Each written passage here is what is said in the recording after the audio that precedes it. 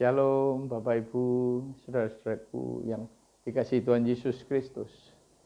Malam ini saya akan mengenalkan siapakah Yesus dan nubuat digenapi. Apa yang membedakan dia dari pemimpin agama, nabi, atau filsuf besar yang lain? Kata yang tepat untuk menggambarkan Yesus adalah unik. Perkataannya unik. Pernyataannya mengenai diri sendiri unik. Mujizat-mujizat yang dibuatnya juga unik. Dan pengaruhnya pada dunia tidak dapat disamai oleh orang lain. Yesus bukan manusia biasa. Dia juga bukan hanya seorang guru, rabi, atau bahkan nabi yang besar. Dapat dikatakan bahwa ia ada semuanya itu. Tetapi jauh lebih besar daripada itu. Berbeda dengan pemimpin agama yang lain yang ada sebelum dan sesudah dia. Yesus tidak saja berbicara tentang kasih dan Allah, tetapi dialah kasih dan dialah anak Allah. Nah, berikut ada beberapa di antaranya. Nah, salah satu aspek yang menonjol dan unik bahwa hidup Yesus menggenapi beratus-ratus ramalan dan nubuatan yang tertulis dalam Alkitab, yang diucapkan nabi-nabi dan pelihat-pelihat pada zaman dahulu. Banyak di antaranya diberikan beberapa abad sebelum dia dilahirkan. Nubuat-nubuat ini memberikan detail yang spesifik tentang kelahiran, kehidupan, dan kematiannya. Itulah sesuatu yang tidak mungkin digenapi oleh seorang manusia biasa. Dalam kitab-kitab pertama dari Alkitab dapat ditemukan lebih dari 300 prediksi tentang Mesias atau penebus. Penemuan arkeologis dari manuskrip Perjanjian Lama kuno pada abad 20 membuktikan bahwa nubuat-nubuat itu benar-benar ditulis berabad-abad sebelum Yesus lahir. Seperti yang berikut ini. 1. Dilahirkan oleh perawan Maria. Pada tahun 750 sebelum Masehi, Nabi Yesaya bernubuat. Tuhan sendirilah yang akan memberikan kepadamu suatu pertanda. Sesungguhnya seorang perawan akan mengandung dan akan melahirkan seorang laki-laki. Yesaya 7 ayat 14. 7,5 abad kemudian, seorang gadis muda di Israel yang bernama Maria didatangi malaikat yang memberitahukan kepadanya bahwa ia akan melahirkan seorang anak laki-laki. Injil Lukas mengatakan bahwa Maria bertanya pada malaikat itu, bagaimana ini dapat terjadi karena dia belum bersuami? Dan malaikat itu menjawab dia, Roh Kudus akan turun ke atasmu dan kuasa Allah yang maha tinggi akan menaungi engkau. Sebab itu anak yang akan kau lahirkan itu akan disebut kudus, anak Allah. Lukas 1 ayat 26-35. 2. Tempat kelahiran. 700 tahun sebelum kelahiran Yesus, Nabi Mika sudah menubuatkan di kota mana tepatnya Mesias akan dilahirkan, yaitu dalam Mika 5 ayat 2.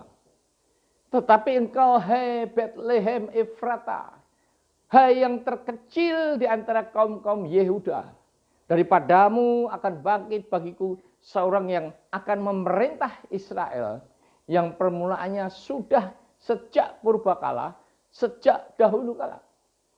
Nah, meskipun Yusuf dan Maria tinggal di kota Nazaret, yaitu Israel Utara, mereka terpaksa melakukan perjalanan ke kota Bethlehem pada waktu Maria hamil tua untuk mengambil bagian dalam sensus di seluruh negeri. Pada waktu mereka berada di Bethlehem, itulah Yesus dilahirkan. 3. Prosesi kemenangan masuk ke Yerusalem. Oleh kuasa Roh Tuhan, Nabi Zakaria menyuruh orang-orang, bersorak-soraklah dengan nyaring, hai putri Sion. Bersorak-soraklah, hai putri Yerusalem. Lihat, rajamu datang kepadamu, ia adil dan jaya, ia lemah lembut dan mengendarai seekor keledai. Seekor keledai beban yang muda. Ada dalam Zakaria 9 ayat 9. Saudara-saudara, Sakaria hidup 450 tahun sebelum Masehi. Dan 5 hari sebelum disalibkan, Yesus kembali ke Yerusalem dan menyuruh murid-muridnya, pergilah ke kampung yang di depanmu itu, dan di situ kamu akan segera menemukan seekor keledai betina tertambat dan anaknya ada di dekatnya. Lepaskanlah kedua keledai itu dan bawalah kepadaku. Maka pergilah murid-murid itu dan berbuat seperti yang ditugaskan Yesus kepada mereka. Mereka membawa keledai betina itu bersama anaknya. Dan Yesus pun naik ke atasnya. Dan orang banyak yang berjalan di depan Yesus, yang mengikutinya dari belakang berseru, katanya, Hosana bagi anak Daud. Diberkatilah dia yang datang dalam nama Tuhan. Matius 21 ayat 2-10. Ketika pengkhianatan, pada tahun 487 sebelum Masehi, Nabi Sakaria menulis, lalu apa aku bertanya kepada mereka, jika itu kamu anggap baik, berikanlah upahku, dan jika tidak, biarkanlah. Maka mereka membayar upahku dengan menimbang 30 uang perak. Sakaria 11 ayat 12. Dan sebelum Yesus ditangkap, Yudas Iskariot menemui iman-iman dan berkata dalam Matius 26 ayat 14-15. Apa yang hendak kamu berikan padaku supaya aku menyerahkan dia kepada kamu? Dan mereka membayar 30 uang perak. Bayangkan, 500 tahun sebelum peristiwa ini terjadi, Nabi Sakaria menubuatkan dengan tepat nilai uang yang dibayar oleh musuh-musuh Yesus kepada muridnya yang berkhianat, yaitu Yudas Iskariot. 4. Yesus diadili nubuatnya. Sesudah penahanan dan penghukuman ia terambil, dan tentang nasibnya siapakah yang memikirkannya? Sungguh ia terputus dari negeri orang-orang hidup, dan karena pemberontakan umatku ia kena tulah. Yesaya 53 ayat 8. Pada proses pengadilan Yesus, Pilatus bertanya kepada orang-orang Yahudi, maukah kamu supaya aku membebaskan raja orang Yahudi bagimu? Mereka berteriak pula, jangan dia, melainkan Barabas. Yohanes 18 ayat 39. Sesudah Pilatus menanya Yesus, keluarlah ia mendapatkan orang Yahudi dan 3 kali menyatakan, aku tidak mendapati kesalahan apapun padanya. Keputusannya, Yesus tidak bersalah atas semua tuduhan kepadanya. Hakim bilang not guilty. Yohanes 18 ayat 38 dan Yohanes 19 ayat 4 dan 6. 5. Penyalipan. Suatu nubuat lagi yang luar biasa mengenai Mesias diberikan oleh Daud Raja Israel kira-kira 1000 tahun sebelum Masehi. Di dalam nubuatannya, Daud memberikan detail tentang kekejaman dan kematian penuh penderitaan yang tidak pernah dialaminya sendiri. Seperti air aku tercurah, dan segala tulangku terlepas dari sendinya. Hatiku seperti lilin, hancur luluh di dalam dadaku. Sebab anjing-anjing mengerumuni aku, gerombolan penjahat mengepung aku. Mereka menusuk tangan dan kakiku. Mereka membagi-bagikan pakaianku di antara mereka. Dan mereka membuang undi atas jubahku. Mazmur 22 ayat 14-18. Raja Daud mati secara alamiah dalam keadaan damai. Jadi tidak mungkin dia berbicara tentang dirinya sendiri dalam ayat Alkitab itu. Tetapi sebagai seorang nabi secara luar biasa, Daud menubuatkan dengan tepat keadaan yang akan terjadi pada waktu kematian yang penuh penderitaan dari Mesias yang disalibkan. Seperti air tercurah, hatiku menjadi seperti lilin.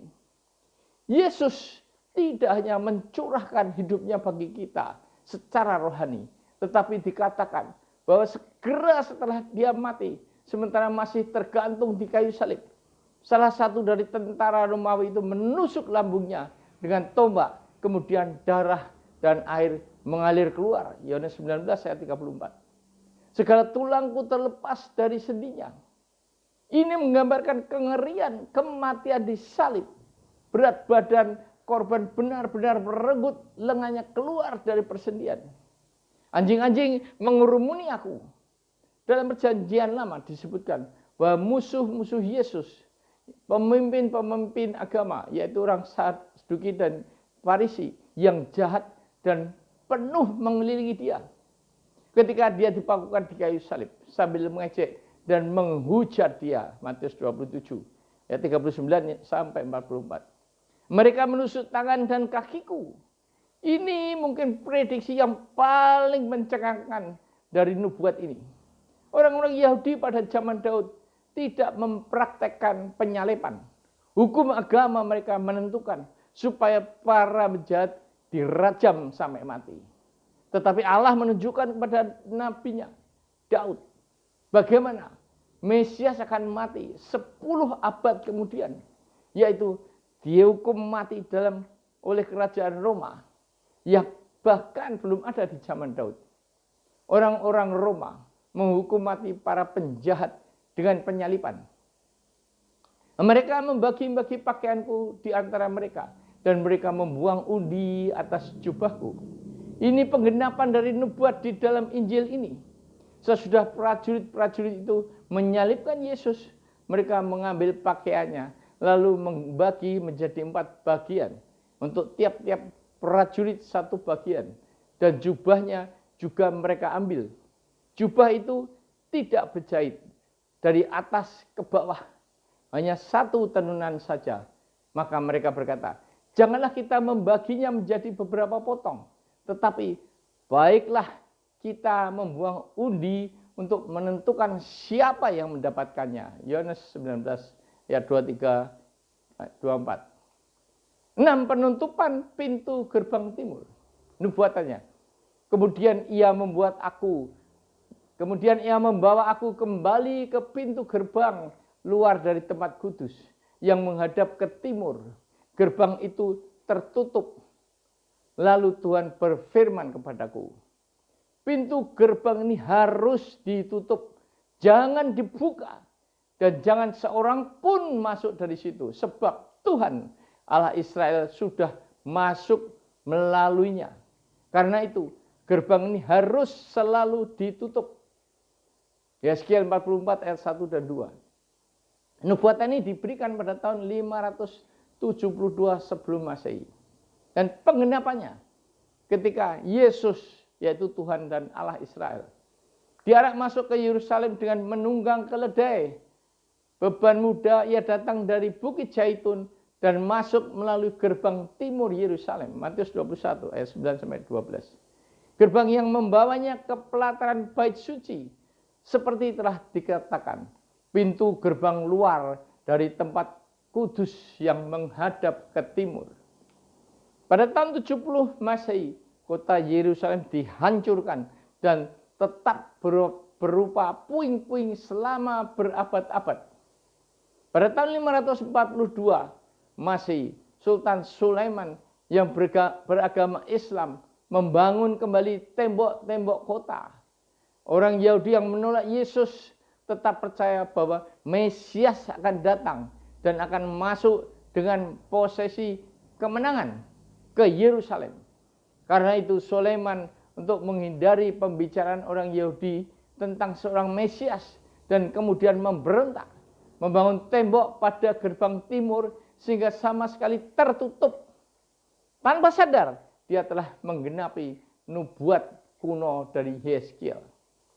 Pintu gerbang timur itu tetap tertutup sampai hari ini. 7. Yerusalem dihancurkan setelah Yesus disalibkan.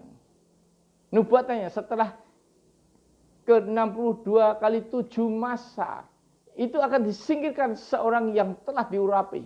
Padahal tidak ada salahnya apa-apa. Maka datanglah rakyat seorang raja memusnahkan kota dan tempat kudus itu, yaitu bait suci. Daniel 9 ayat 26. Dengan kata lain, menurut nubuat ini setelah kematian Yesus, kota Yerusalem dan bait suci dihancurkan. Benarkah demikian? Iya, itu terjadi hanya 40 tahun kemudian. Nah, penggenapan. setelah Yesus mati, disalibkan pada tahun 30 Masehi kira-kira, bukan bagi dirinya sendiri, tetapi bagi dosa dunia. Apakah yang terjadi pada Yerusalem dan bait suci orang Yahudi? Pada tahun 70 Masehi, pasukan Roma dari Kaisar Vespasian, rakyat seorang raja, di bawah pimpinan anaknya Jenderal Titus, masuk dan membakar habis kota Yerusalem dan menghancurkan sama sekali bait suci sehingga tidak ada satu batu pun yang terletak di atas yang lain.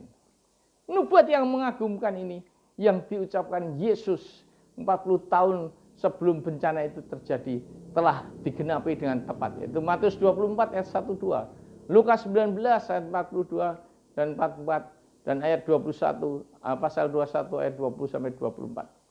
8 penguburan Yesus. Nubuatannya, orang menempatkan kuburnya di antara orang-orang fasik, dan dalam matinya ia ada di antara penjahat-penjahat. Dalam terjemahan bahasa Inggris, with the rich in his death. Yesaya 53 ayat 9. Yesus mati sebagai penjahat di mata dunia karena ada 2 penyamun disalibkan bersama dia. Matius 27 ayat 57 sampai 60. Dan setelah mati, datanglah seorang kaya bernama Yusuf menghadap Pilatus dan meminta mayat Yesus.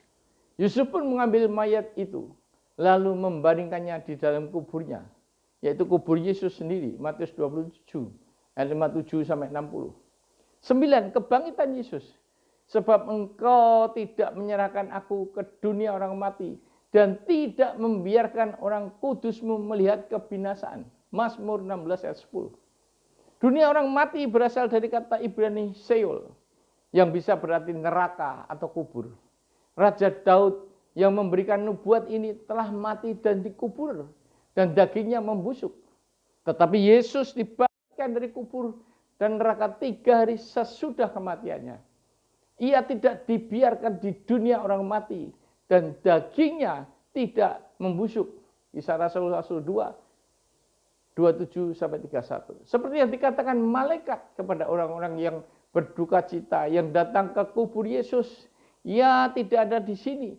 Ia telah bangkit. Mengapa kamu mencari dia yang hidup di antara orang mati? Lukas 24 ayat 5 dan 6. Penggenapan dari semua nubuatan-nubuatan dalam perjanjian lama yang dinubuatkan berabad-abad sebelum kelahiran Yesus, menggambarkan secara detail tentang kelahirannya, kehidupannya, karyanya, kematian dan kebangkitannya, tidak dapat diingkari oleh siapa saja yang mencari kebenaran. Akan tetapi tidak cukup untuk menerima fakta-fakta ini secara mental dan intelektual. Jika engkau benar-benar yakin bahwa Yesus adalah anak Allah, seperti dikatakannya, kau hanya perlu secara pribadi menguji dia. Mintalah dia masuk ke dalam hatimu, mengampuni semua kesalahan-kesalahan yang telah engkau perbuat, dan memenuhi hidupmu dengan kasih, damai sejahtera, dan sukacita dari dia, dan dia akan melakukannya. Kau hanya perlu berdoa, Yesus, aku perlu kasih-Mu untuk menyucikan aku dari kesalahan dan dosa-dosaku. Aku perlu terang-Mu untuk mengusir semua kegelapan dalam hidupku. Aku perlu damai-Mu untuk memenuhi dan memuaskan hatiku. Sekarang aku membuka pintu hatiku dan aku minta Engkau masuk ke dalam hatiku dan minta Engkau masuk ke dalam hidupku dan berikanlah kepadaku. Amin.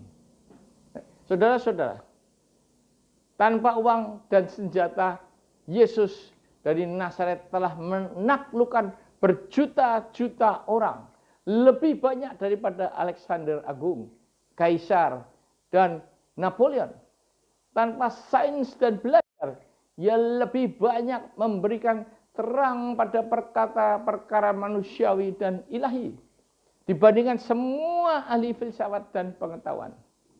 Tanpa belajar bahasa di sekolah, ia mengucapkan kata-kata kehidupan seperti yang belum pernah diucapkan orang sebelum dan sesudah dia. Dan hasilnya jauh melebihi jangkauan orator manapun dan penyair manapun. Ia tidak pernah menulis satu kalimat pun. Tapi karena dia tidak terhitung berapa pena telah digerakkan. Ia menjadi tema pokok untuk banyak khotbah, pidato, diskusi, buku ajar, karya seni, dan lagu pujian. Lebih banyak daripada semua orang besar dari zaman dahulu sampai zaman modern sekaligus.